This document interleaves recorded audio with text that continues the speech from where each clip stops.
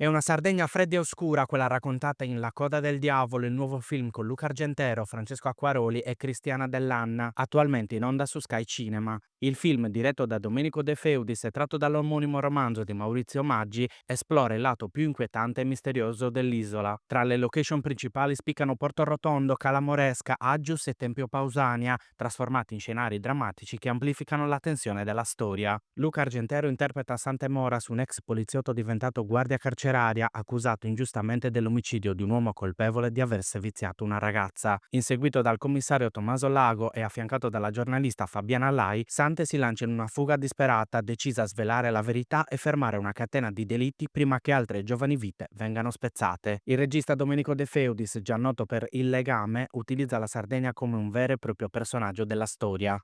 E ci tenevo tanto a rappresentarla perché secondo me l'ambientazione in un film è fondamentale e ti restituisce anche un determinato tipo di sapore, sia dal punto di vista cromatico che di ambientazione, quindi studiare sia il lato, diciamo, della costa che il lato della montagna, che quello urbano. Secondo De Feudis, inoltre, il cattivo della storia non è da ricercare in una singola persona, ma è un'entità da combattere.